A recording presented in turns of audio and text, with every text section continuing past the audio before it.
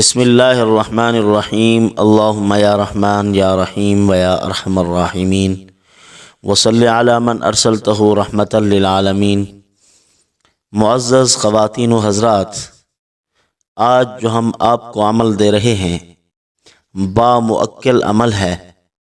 آپ جب اس عمل کو کریں گے تو اس عمل کی برکت سے مؤکل آپ کی خدمت کریں گے اور آپ کے حکم کی بجا آوری کریں گے، آپ کے پاس حاضر ہوں گے۔ یہ سورۃ اخلاص کا عمل ہے۔ اس سورۃ مبارکہ کا مضمون بہت اہم مضمون ہے۔ اس کے مضامین پورے قرآن مجید کے مضامین میں سے ہیں، یعنی ہمارا جو بنیادی عقیدہ ہے، عقیدہ توحید، اور توحید کی 3 اقسام ہیں: توحید الوہیت، توحید ربوبیت، توحید صفات، اسماء و صفات کہتے ہیں۔ تو اس سورۃ مبارکہ میں اللہ رب العزت نے زیادہ تر زور توحید اسماء و صفات پر دیا ہے۔ اللہ تعالیٰ کی صفات میں کوئی شریک نہیں۔ قل هو اللہ احد اللہ الصمد لم یلد ولم یولد ولم یکن لہ کفوا احد۔ تو اس میں توحید اسماء و صفات ہے۔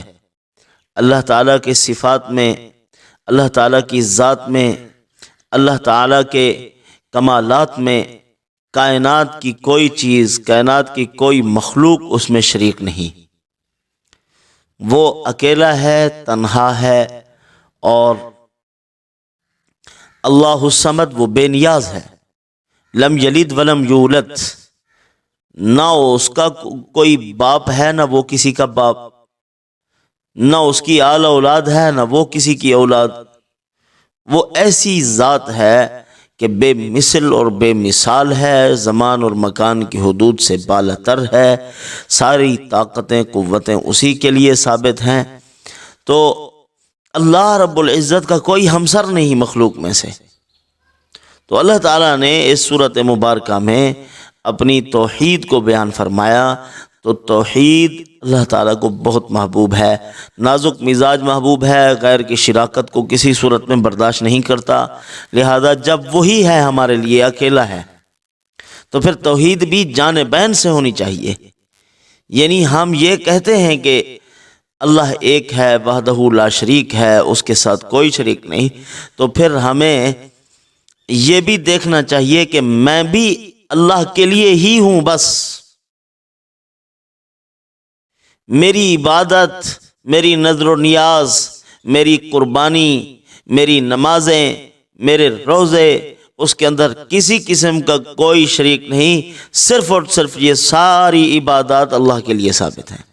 یعنی اللہ تعالیٰ اگر وہ ذات وحدہ لا شریک ہے تو پھر ہم بھی یہی کہیں گے کہ اے اللہ، جس طرح میرے لیے تو اکیلا ہے تو میں بھی تیرے لیے اکیلا ہوں، میری عبادتیں کسی کے لیے نہیں ہیں۔ تو اس یقین کے ساتھ، اس پختگی کے ساتھ جب ہمارا عقیدہ بنے گا تو اللہ تعالیٰ اپنی ساری مخلوقات کو ہمارا خادم بنا دیں گے کہ میرے بندوں کے کام کرو۔ تو پھر ساری مخلوقات چل کر ہمارے کام بنائے گی، اللہ کا حکم اس کا امر ہوگا۔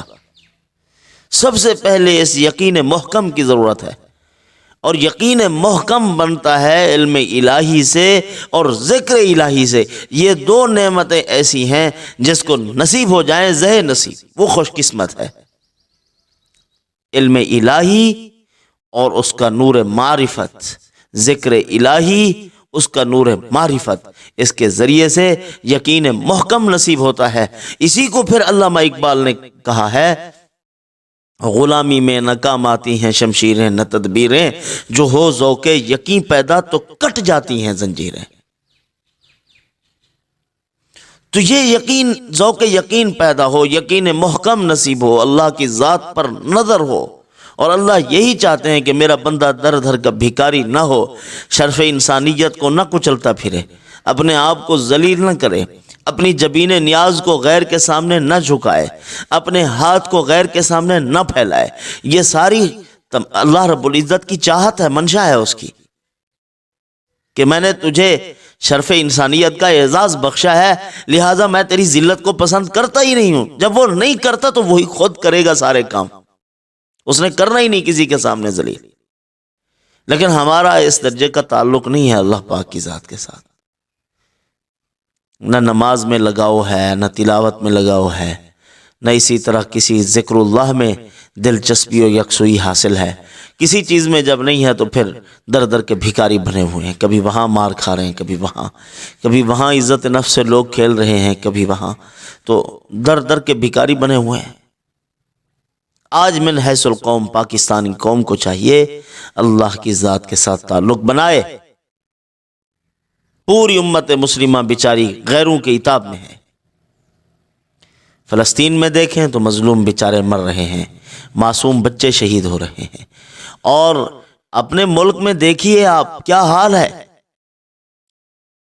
یہ وہ خطہ ہے جہاں امن نام کی کوئی چیز نہیں، دو ٹانگوں والے درندے پھر رہے ہیں، چیڑ پھاڑ کھا رہے ہیں، طاقتور طبقہ غریب کو کھا رہا ہے، ظلم کی ہولی کھیلی جا رہی ہے۔ یہ سب کیا ہے؟ اللہ سے نا آشنائی، اللہ کی ذات کے ساتھ تعلق کا نہ ہونا، اس کی پہچان کا نہ ہونا، محبوب پاک صلی اللہ علیہ وسلم کے ساتھ تعلق کا نہ ہونا۔ یہ سارے مسائل اسی وجہ سے پیش آ رہے ہیں۔ تو کیوں نہ ہم اپنے تمام مسائل کے لیے اللہ کی ذات کے ساتھ رابطہ کریں، غیروں کے پاس نہ جائیں۔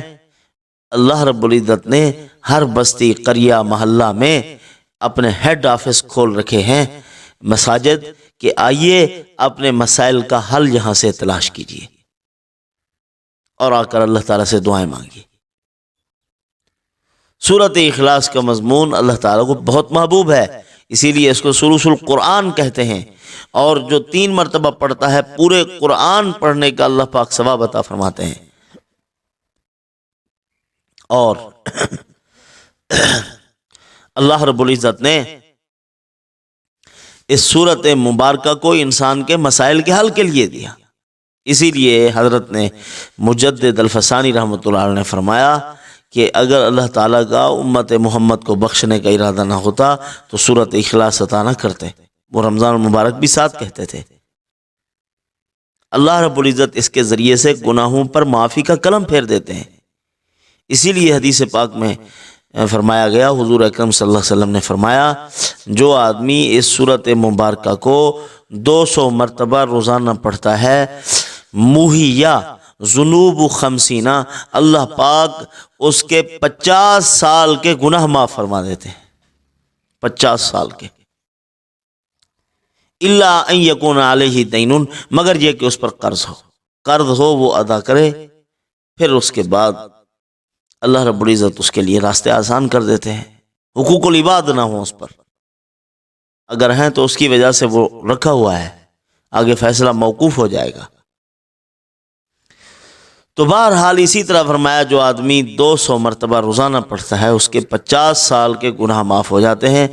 اور اسی طرح جو آدمی رات کو سوتے ہوئے اس سورت مبارکہ کو پڑھتا ہے اور دائیں کروٹ پر لیٹ کر، یعنی سنت کے مطابق اپنے بستر پر پہنچا اور اس کو پڑھ لیا، تو آپ صلی اللہ علیہ وسلم نے فرمایا، اللہ پاک اس کو فرمائیں گے دن قیامت کے، اے میرے بندے، یہ داہنی جانب سے جنت میں داخل ہوگا، اس کو جنت میں داخل کر دیں گے۔ یہ دخول جنت کے جو اعمال ہیں یہ دنیا میں راحت و آرام کا سبب ہیں، جن پر جنت کے وعدے کیے گئے ہیں، یعنی اس آدمی کی زندگی جنت نشان بن جائے گی، دنیاوی بھی۔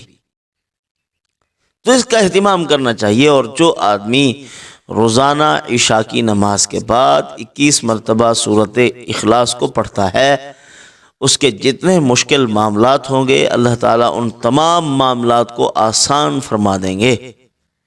جتنے مشکل کام ہیں محض اللہ تعالیٰ کے فضل اور اس کے کرم سے وہ سارے کے سارے کام اس کے آسان ہو جائیں گے۔ اور یہ بامؤکل عمل ہے، اس کا موکل ہی آتے ہیں، فرشتے مدد کو آتے ہیں۔ وہ شروع کس طرح کرے؟ جمعے کے دن سے شروع کرے، جمعرات کو ختم کرے، جمعے کے دن سے پڑھے، اور جمعرات کے دن تک انشاءاللہ العزیز مسائل حل ہو جائیں گے۔ 21 مرتبہ اگر خود زندگی کا معمول بنا لے، اس کو پڑھتا ہی رہے، روزانہ سوتے ہوئے 21 مرتبہ عشاء کے وقت میں اس کو پڑھے، تو اس کے کام آسان ہوتے چلے جائیں گے، جو بھی مراد ہوگی اس کی پوری ہوگی، اس کی جائز خواہشات اور اس کی تمنائیں اللہ پاک پوری فرمائیں گے۔ لیکن کام ہے کرنے سے، اگر کریں گے تو ہوگا نا۔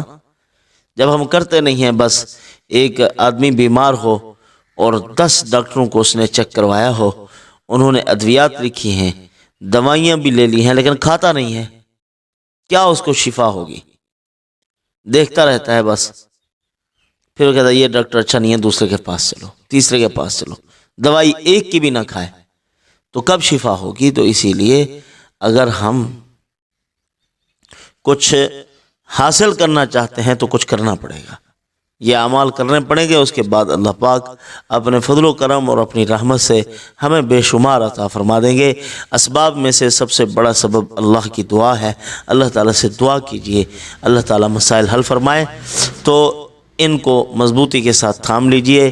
سورۃ اخلاص کا وظیفہ ہے، بڑا بابرکت، اللہ پاک ہم سب کو اس وظیفہ سے خیر و برکت حاصل کرنے کی توفیق عطا فرمائے۔ وما علینا الا البلاغ۔